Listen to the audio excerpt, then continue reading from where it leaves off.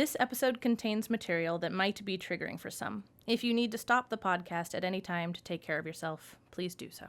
If you need support, you can call the National Suicide Prevention Lifeline at 988.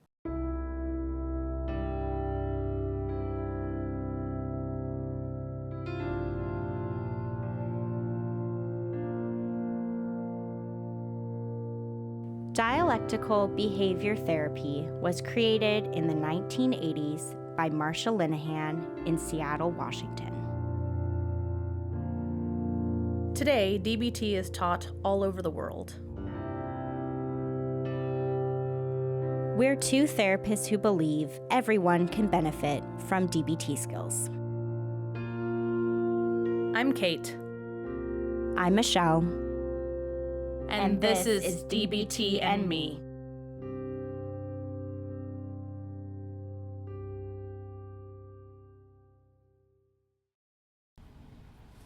Hello, everyone.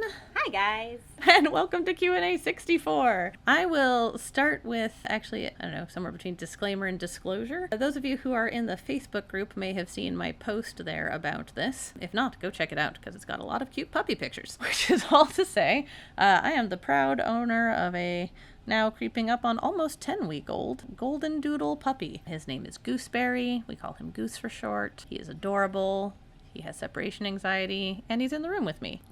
And so this means a couple of things. One, he could wake up from his nap, at which point Meg is a editing genius and all that, but if I'm talking and the dog is playing in the background, there's only so much that can be done. So you may end up hearing puppy noises in the background. And it also means that I'm in a different room in the house than usual, and this room has hardwood floors, etc. So I know the sound quality is less good today, guys. So I apologize. Please bear with me. The puppy will not be a puppy forever. The sound quality will get better again. There won't be puppy noises in the background forever. I'll be less sleep deprived one day. Maybe that's my other disclaimer. I think I've dropped at least 20 IQ points from sleeping hour and a half or under chunks for the last 3 weeks. Michelle's like, lol, 3 weeks. After having human babies, but I'm not used to it. Well, yes, human babies definitely suck the sleep out of you, and I am very fortunate that my daughter is by and large a pretty good sleeper when it comes to babies. That's fair. I'm pretty lucky. Like last night, it was my son who woke me up having a nightmare at 3:30 in the morning and having to go and comfort him. But you know, poor buddy. You get through it. You can do it, Kate. I believe in you. That's fair. But I know That's it fair. sucks. So yes, everybody just thanks in advance for bearing with the various and sundry potential negative impacts to the sound quality on my end today. And with that, on to the start of Q&A 64. Okay, I'll get it started off here. So this one says, hi, Kate and Michelle. Do you have any advice or skills for engaging effectively and assertively with other people when I know that there's a problem, but I don't either have enough information or the right standing or training to make a concrete ask, like dear man? This comes up a lot for me at work, often in 2 different scenarios. For example, when some process isn't working and I'm not sure who is dropping the ball, someone seems frustrated with me and I'm not sure why. Different people seem to have incompatible goals, etc. I want to project assertiveness, but it's too early to start proposing solutions since it's not even clear exactly what the problem is yet. Another situation is when I need something from someone else at work who has a different skill set than me, and it would be inappropriate for me to propose my own solutions. For example, it might be okay for me to tell a designer why I think that their designs won't work, but because I lack training as a designer, I should generally not tell them directly what to do instead. I should give feedback, but be open and let them decide what to do with that feedback, or at the most, brainstorm solutions together. That's where they end. Nice. As is quite often the case, guys, Michelle got to notes first. So, Michelle, I feel like I kind of explain in here what you end up demonstrating in your half. So I think we feel like we kind of paired up together, incidentally, in this one. So my first thoughts, actually, for this listener is that I think they can still do a dear man or something damn near a dear man. In most of these instances, I think they just need to do a little redefining, potentially, of what the problems are, right? There's a lot of like either I can't look for solutions because I don't know what the problem is, or, you know, maybe I shouldn't present the solutions. But I think that if we just shift the, perspective a little bit, that it can make a lot more sense. So for instance, If the person is in a situation where they don't have enough information, and the listener was saying, you can't suggest a solution for an undefined problem, which is true enough.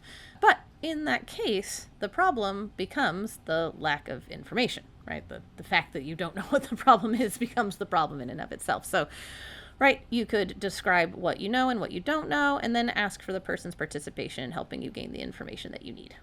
Right? So it's still a dear man. It's not necessarily a dear man for solving the problem, so much as solving the problem of, I don't have the information necessary to solve the core problem. Similarly, if you don't have, as this person put it, like standing, or so the proper training, things like that, and the problem in their example is the issues with design work, and the problem is you're not knowing what the boundaries are, right? It sounded to me, at least in the way this person described it, that it was like, well, I might have suggestions, but it also seems kind of inappropriate of me to just, throw them out to somebody when that's not where my training is, or that's not where my knowledge base is. But again, you could describe what you notice is wrong with the work and acknowledge that you don't have the standing, and then ask the person for help in deciding how you and they can best work together, sort of in your own lanes, in order to progress the situation. And, it might also work to acknowledge what you don't know and ask them if they're open to hearing your ideas anyway about, because we can all have ideas. They might be shitty ideas, and that can be good to acknowledge. But, right, I like the idea of not just, I think the person put it really well, like, you can brainstorm solutions together. Like, that's great, and there's no reason you can't be assertive in trying to set up a situation where you're brainstorming solutions together, etc. Again, Michelle, I feel like this is just exactly what you're doing a great job of illustrating below in the ways that you kind of write stuff out. But again, I think that the principle here is that if you're struggling with Dear Man, you can see if you might be trying for the wrong problem, right? You might need to sort of work through a series of issues to get to the main one, if that makes sense. That's kind of my thoughts. Yeah, I think it makes sense. I realized a couple things that I didn't talk about at all in my notes, but especially with the situation of I don't have the right standing, right? I'm not a designer, so is it really okay for me to go to a designer and challenge them on their work and that kind of a thing? I don't know why I didn't think of this at first pass, but Dime Game is probably going to be your friend here. Oh, yeah, that's fair. Because Dime Game's all about that, right? Dime Game is all about hey, I want to make this request, but I don't know how strongly to make it or if I really should make it at all. And Dime Game can be a helpful tool to help you get clear on that before you go to the person at all to say anything. So Dime Game could be good. And I think you were also kind of talking to Kate about how, it is important to acknowledge what you don't know and things like that. And so for this listener with the situations they're describing, especially in a workplace setting, weaving in a healthy amount of give in how you're doing the Dear Man, if you're gonna do a Dear Man, might be really, really important. Just to show the other person, I'm not trying to be any kind of authority figure here. I'm wanting to give my 2 cents. I'm not wanting to give $2, so to speak. That kind of an idea. But basically what I did come up with for this listener when I read this, I did come up with some possible Dear Man scripts because I'm with you, Kate. It seemed like you and I are on the same page here of the listener was a little hesitant to be I don't know if I can really use Dear Man here. And I think both you and I were you can. You might have to get a little creative with it, but it's okay. So I came up with 3 different examples here. So the first 2 examples are for situations where the listener said they don't really have enough information about what's going on. So the first example that I wrote down says, I noticed yesterday that this process isn't working. I'm not really sure whose fault it is or what to do next. So can we work on finding a solution together? I think it will really help us both if we can get this working.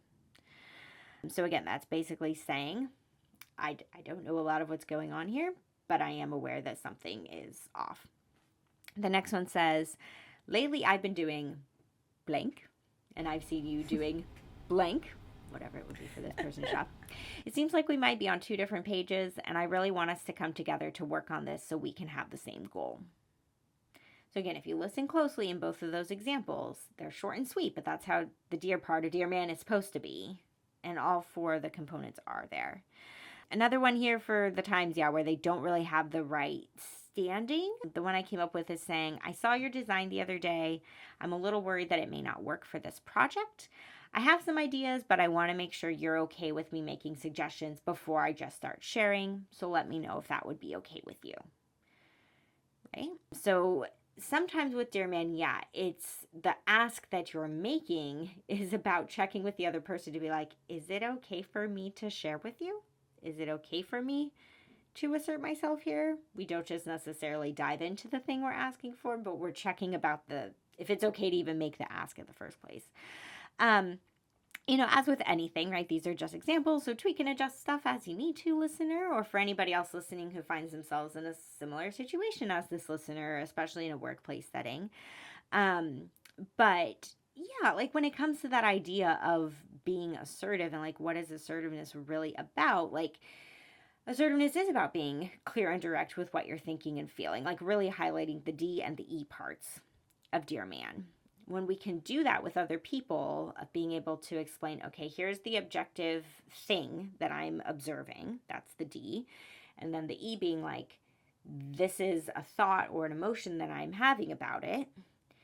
Even just those two components help get a conversation kickstarted that we're interested in having with people. So if you're sharing those things, that is you being assertive in a way that's hopefully also really respectful. Because it seems like that's what this listener was really concerned about. It's like, I'm worried that I'm not going to be respectful.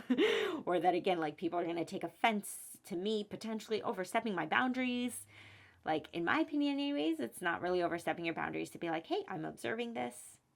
This is how it's landing for me.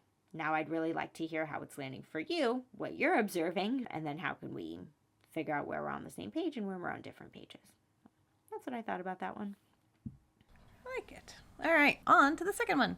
This one reads, Hello, Kate and Michelle. I recently became aware of what DBT is and found your podcast after a referral from my therapist. It really resonates with me, and I feel like DBT has the potential to change my life in a positive way. I suppose I wanted to reach out to you to gather any advice you may have. A little about myself. I'm a graduate student and been working with my therapist, who doesn't do DBT, for 5 years. I come from a family who was loving, but didn't have a lot of tools in their emotional toolkit and operated in an enmeshed way through my upbringing. My parents went through a bitter divorce that lasted 4 years, leaving my twin sister and I to fend for ourselves and to grow up fast, including schooling ourselves. I was homeschooled. There was an incredible amount of emotional heartbreak during that time period, and my sister and I were each other's everything, as I didn't have a ton of friends or family support during that time. The one person who was a support when she visited from afar, my grandmother, passed away shortly after the divorce. While I have been working through a lot of this with my therapist, one of the things that keeps coming up is the pain that I feel that time left with me, including, and probably most notably, a deep sense of abandonment. I also tend to have low self-worth and self-confidence, fueled by my own negative self-talk, even though I am quite successful. I'm close to finishing my PhD, I have a wonderful community of close friends, lots of hobbies, and a loving partner. What has become clear is that when there is disappointment in my life, when I have conflict with my sister or parents, or especially when there's conflict with my partner, the thoughts in my head gravitates towards the same songs of fear and rejection, fear of being abandoned, self-blame, black and white thinking, and a difficulty in seeing what's real and what's not real, separate from my generally intense and overwhelming feelings, all commonly expressed as being triggered or very strong emotional reactivity. These thoughts go on repeat until I end up exhausted, anxious, or depressed, and with existential angst. I wish I had more emotional regulation and could change the track of thoughts in my head that seem to fuel these reactions and spirals because, most significantly, it affects my ability to enjoy my life and it affects my relationship with my partner a lot. My partner and I both struggle with emotional regulation, and so our moments of conflict can easily explode and become out of control during times of argument. We are working on it and have talked about it openly, but it is difficult when we only have so many tools that we know ourselves. I would love to learn more about DBT skills. Unfortunately, I'm a graduate student and I'm financially constrained, so I don't know if I can sign up for DBT therapy.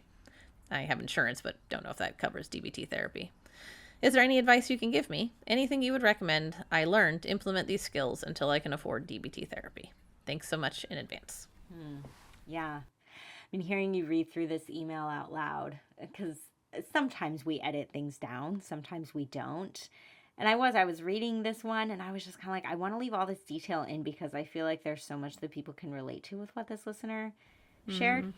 I feel like so many people are in the same boat as this listener for one reason or another. So I wanted to, leave in all the detail and make it vivid where this listener is coming from and why they're struggling with what they're struggling with. But I mean, I'm scrolling back up here because there's a certain part that I really want to highlight, which is where they say, I wish I had more emotional regulation and could change the track of thoughts in my Mm. head that seem to fuel these reactions and spirals. That alone shows so much insight. It really, really does, right? This listener is able to recognize, okay, it's on me to change how I'm interpreting situations and what I'm thinking when things happen, because I know that if I can change my thoughts, my emotional experience is going to follow suit and also shift. You are on the right track, listener. So along those lines of, okay, I need to really work on changing what I'm thinking and what I'm telling myself. First, you have to catch the thoughts. That is very, very difficult sometimes. I'm not going to sugarcoat it. It is really hard because we all have tapes in our head. Every single one of us has tapes in our head from things from our past, messages that we've been taught from our families, all of it, right? We all have old tapes, just like this listener named for themselves. So we have to notice when those tapes are playing. And the same way that, I think so often if we actually, we have the term background music. So often I think sometimes the whole point of background music is that it's on, but you're not really like super paying attention to it. You're doing other things while the music is just playing back there. Your job is to start noticing, when is the tape playing? Like, it would be like asking somebody to pay more attention to their background music. To be able to actually be able to know what like the lyrics are for the song or how it goes or that kind of a thing, and to really intentionally pay attention. So that's the starting point. Noticing, and I mean, this listener named a lot of them, but noticing when you're having thoughts of rejection, when the fear of being abandoned is coming in, when you're blaming yourself unnecessarily, when you're veering off into black and white thinking. And you might want to honestly just start with one of those. Each of those things in and of itself is a lot. So you might just pick one to begin with. I'm going to really try to tune in and notice when I'm having thoughts that I'm being rejected. Let me just pay attention and try to catch those thoughts when they come up this week. There you go, right? Start with noticing. So that requires some mindfulness. To be able to be tuned in enough to notice when those tapes that you've listened to a million times are playing, because you probably start to tune them out, right? We all do that to some degree or another. Then the next thing is that once you start catching the thoughts, then check the facts is going to be your best friend. Here's my disclaimer that I realized as we were going through and preparing for this episode today, because I took these notes a while ago. I was scrolling back through and I mentioned check the facts a lot this Q&A. I haven't mentioned it yet, but stay tuned everybody for the next two things we read, because check the facts is going to come up again and again. But it starts with coming up for this listener. Check the facts, check the facts, check the facts, check the facts. I mean, I would even challenge you, listener, like if you really want to take a deep dive into this, I would do a check the facts worksheet daily, if you can, for something, to get really good at practicing this skill. I wouldn't worry about much else right now. Focus on check the facts. It is an emotion regulation skill for a reason, for exactly why this listener named. When we check the facts, sometimes we're like, hold on, I'm not thinking about this situation very factually.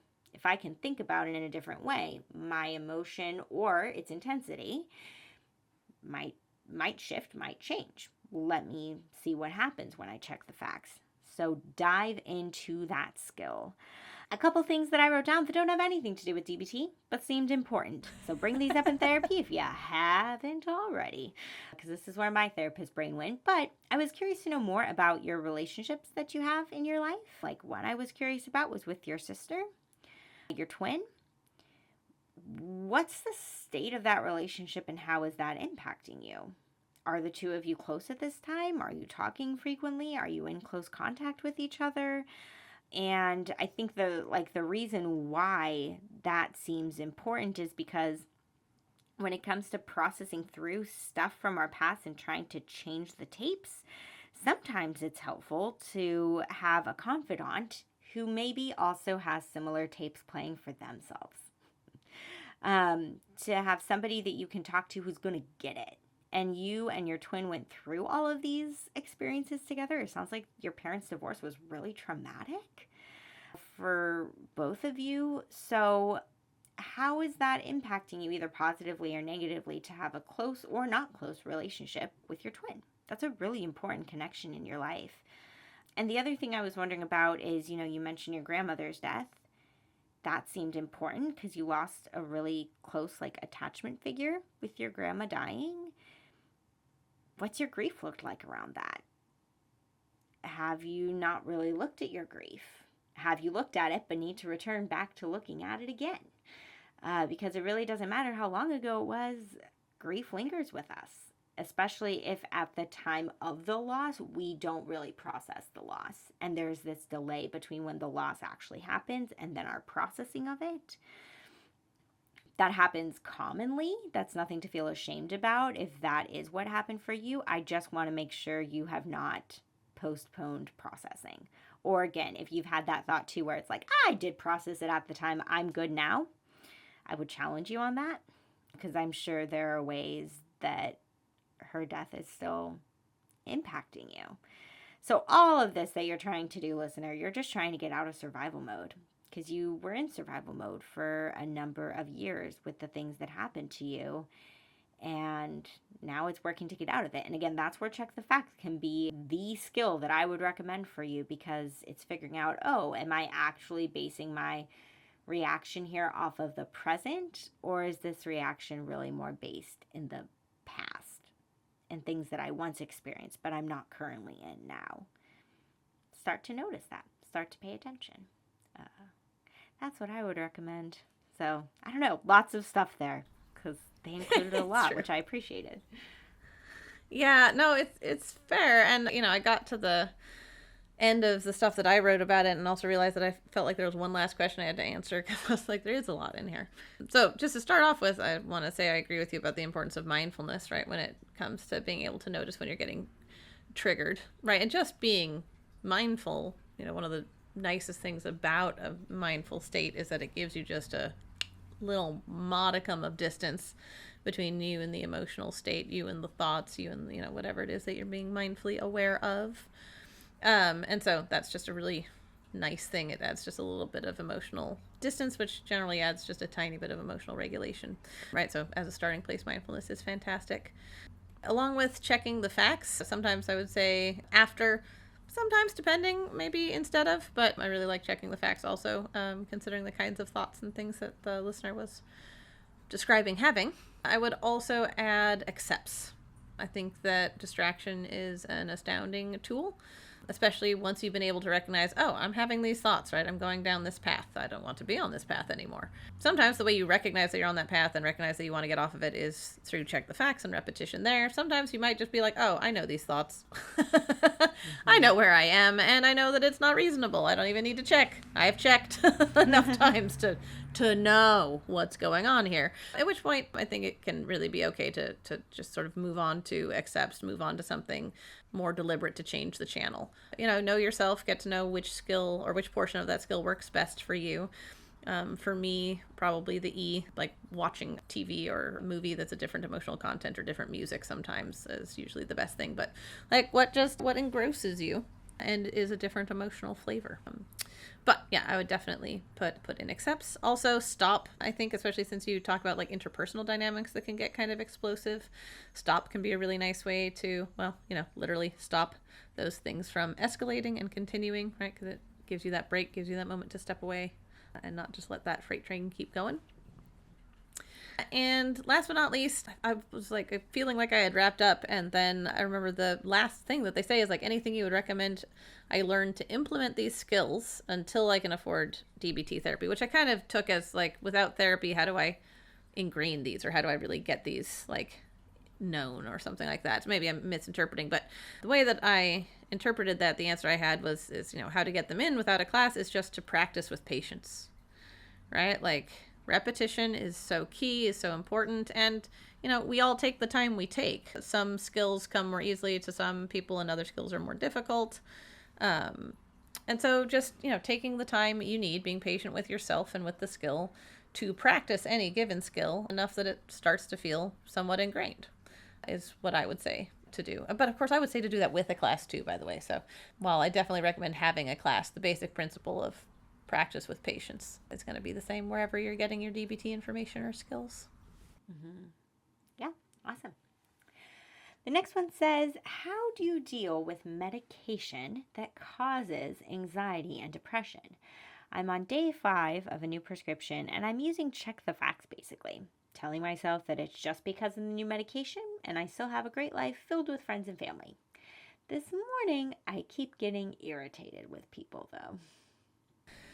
Yeah, man, that's just rough, especially because I was thinking about it in the first place that I have a lot of empathy for that is that this is something that happens to me when I take steroids, right? Anytime I'm on steroids, I tend to get, like, honestly, suicidal and kind of pissed at the world. Like, it just throws me into an emotional tailspin, really. But the nice thing about those is that they're time limited, right? They're generally a week to 3 runs of it, and it's not a permanent medication. So I do want to acknowledge that this is a whole other magnitude of boat or fish or issue. I don't know what metaphor I'm trying to use. Whole other magnitude of issue if it's supposed to be a new medication that you're just supposed to be on now. Right? Like, which, by the way, if that's the case, my first and foremost thing has nothing to do with DBT or anything else. It's please let your prescriber know, whoever is putting you on that medication. If it's something you're supposed to be on for 5 to 10 days, I hope you make it through. Blessings. If it's something you're supposed to be on for the next 6 months or the rest of your life, please immediately reach out to your prescriber and be like, yo, this is fucking me up. Is there something else we can do? Because there might be. I don't know that there is, but there might be. So it's definitely worth checking it out. One of the things that I find to be incredibly important, though, when I am in the situation of being on a medication that is throwing me for a loop, is that I practice an amazing amount of self-soothing and self-compassion. Right? Like, there's nothing I can do about the fact that this is having this impact on me, right? This is a neurochemical thing that's being done to me by an outside force. And so how can I just be kind to myself, both my physical body and my emotional self, to just try and nurture myself through it, be as kind and self-compassionate as I can through the process. This isn't necessarily DBT related at all, but just something I find to be important is to inform the people in my intimate world of what's going on. Right? Honestly, Michelle's on that list, right? Michelle, my husband, my business partner, a few other people, right? I want to be like, hi, I'm on this thing. It makes me suicidal and wildly irritable. So that's a thing, right? So that they have some context if I'm behaving differently, etc. And unsurprisingly, by the way, I love that this listener was talking about check the facts. I haven't mentioned it because they mentioned it. And it's a great tool that they're using, right? Like, just it's fantastic. I'm glad that they are using it to remind themselves.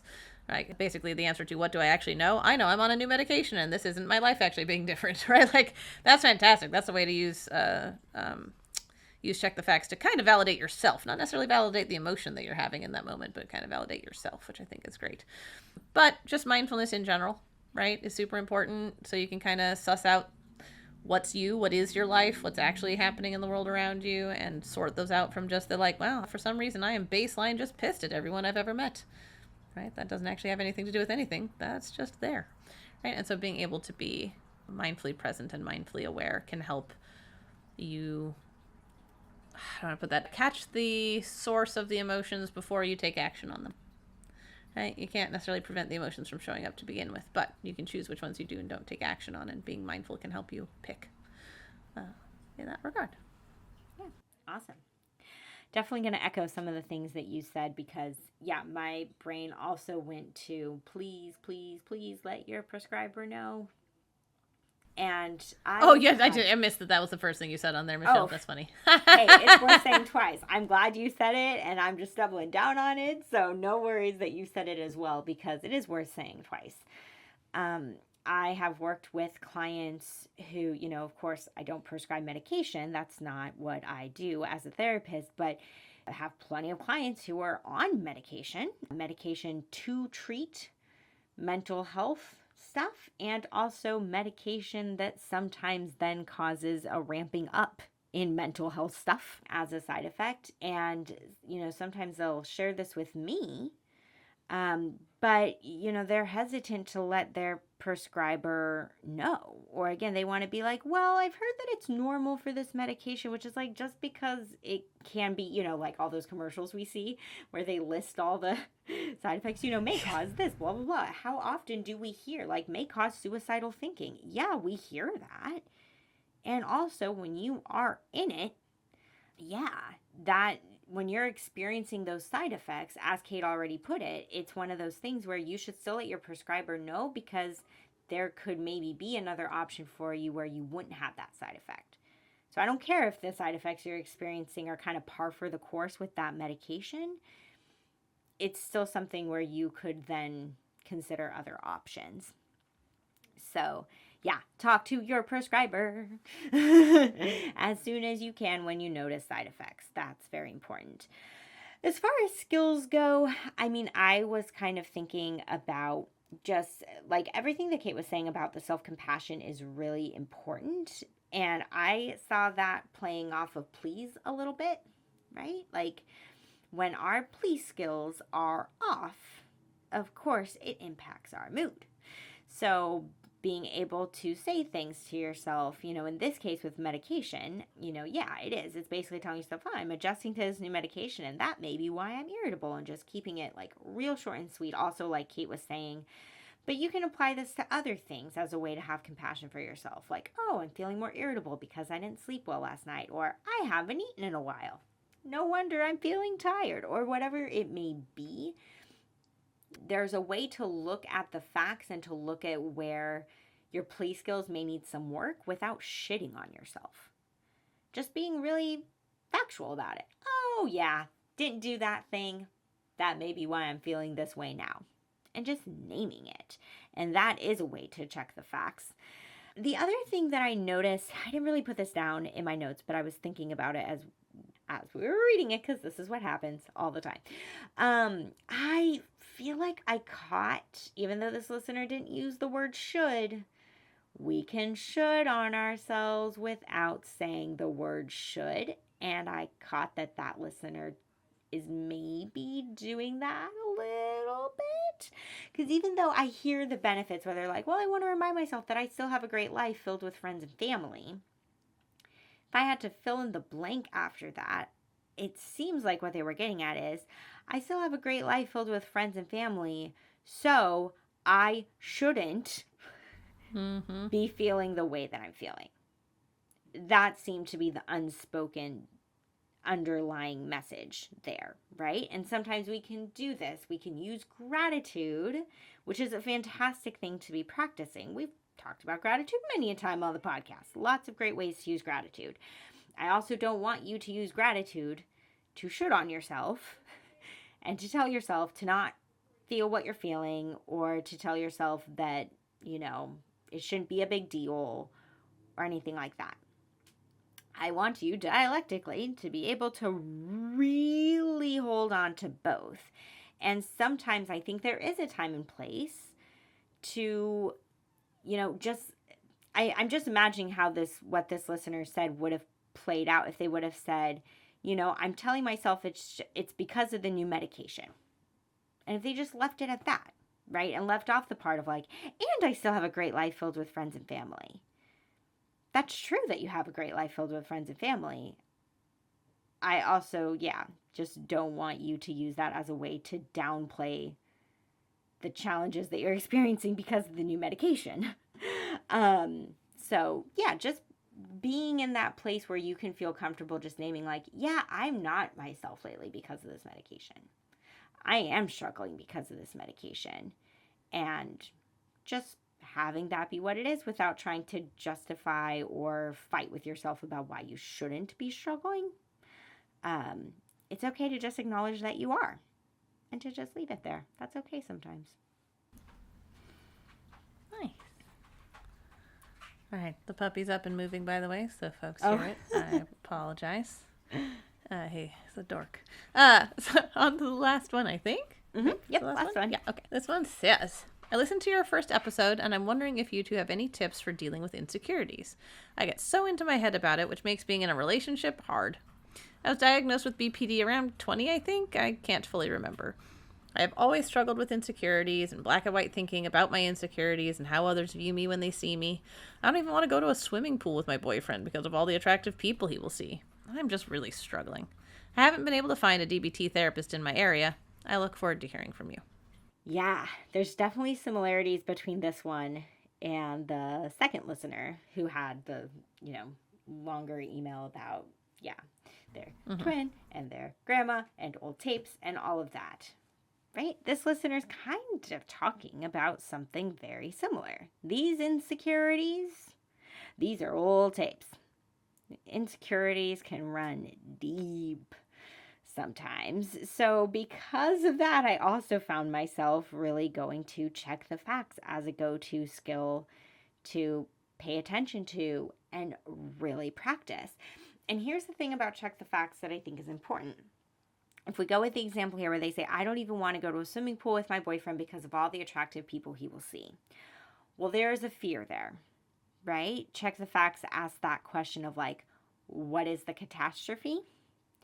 And how would you cope with it, right? So I wonder if like for this listener, the catastrophe is like, well, he's going to see one of those attractive people and he's going to cheat on me, right? Or that kind of a thing. Okay, let's really look at the likelihood of that happening. Let's really think about what you would do if it did. And sometimes, again, I think when we start going down that rabbit hole, we go, oh, it's probably pretty unlikely. Okay, why is it that that is the thing that I'm fearing? Where is that fear coming from for me? And all of that. So, yep, insecurities have deep roots. And I do think that check the facts can help. And in a lot of ways, when we're checking the facts, I think also too what it can remind us of. It's funny because with the last listener with the medication, I was just talking about like, the part that you say about like, well, I still have my friends and my family and that part's good. Like, and I was kind of like, oh, you can leave that off here. This is actually one of those times where I'm like, no, this listener with this situation, you need to bring that stuff in. Right? You have this side of you that has these insecurities and these things that you don't like about yourself. I want you to also really remember the things you do like about yourself, right? We have strengths and flaws, talents and weaknesses. We have all of it. Every single one of us. So for as much as it's really easy to go to focusing on the side of yourself with your flaws and the things you don't like and all of that, you need to practice cultivating that side of noticing what you do like about yourself and where you can feel confident and what you can embrace about yourself. That's going to be really important to foster here and to build up in this situation. The other thing, which doesn't have to do with DBT, they say I haven't been able to find a DBT therapist in my area, so I don't know if that means this listener is not in therapy at all, or if they are in therapy, but just not with somebody who's a DBT provider. But I mean, this is a great thing to work on in therapy. I'm meant to be talking through with somebody and trying to get at some of the roots of this, because chances are the voices you're hearing behind these insecure thoughts, they're not your voice. They're from other people. They're from other sources, right? They could be from your, I don't know, second grade teacher who said something negative about you. They could be from your mom. They could be from a neighbor. They could be from coworkers. They could be from all kinds of sources. The media. It can come from anywhere. Unfortunately, there could be a lot of sources leading to insecurities, but it's not you. So getting curious about where these insecurities come from, and then you get to decide whether you get to listen to those other voices or not. Whatever these people or these sources have said about you that was negative in the past, you are in the driver's seat of whether or not you're going to listen to them and believe what they said about you, or whether you're going to decide that what they said about you was not accurate after all. Or again, may have been accurate to some degree, but definitely is not the whole picture or the whole story.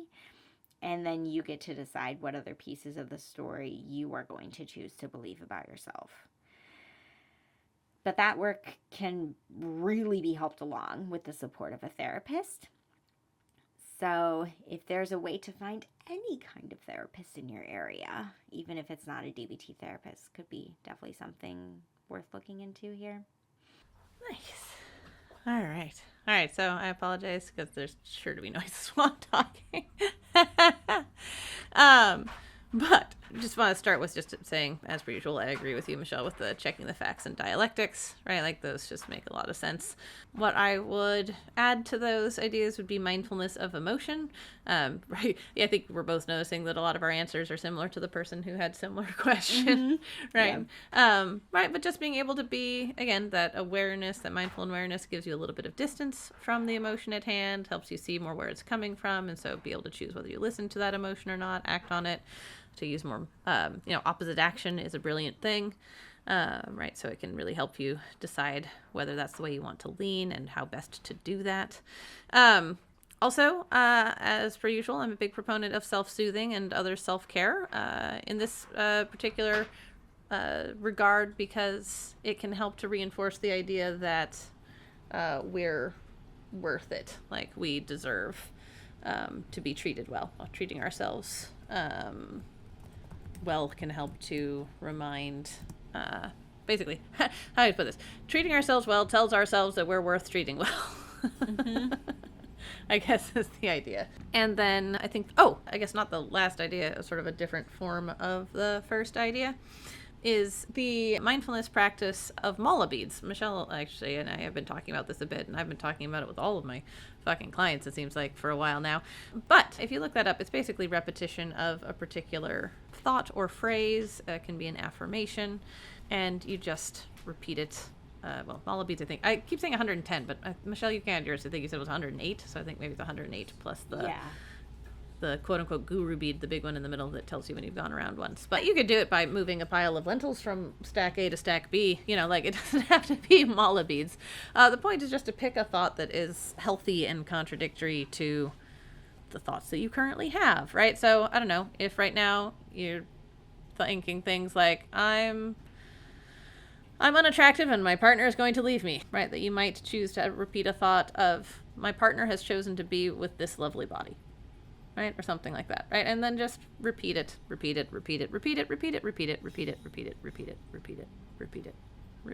I can't be annoying enough in how many times I say repeat it right now for you to repeat it enough times.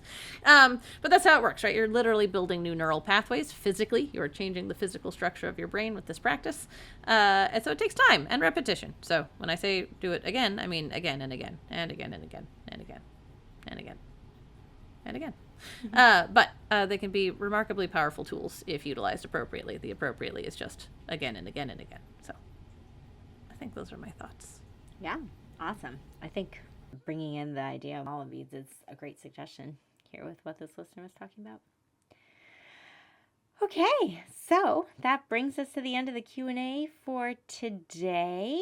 If you have questions for us, you can either email them to us directly at dbtmepodcast@gmail.com, or you can post them in the Facebook group, in which case you'll get feedback from our lovely Facebook community on things that they think could be helpful. Our Facebook community is really great. I don't name that enough.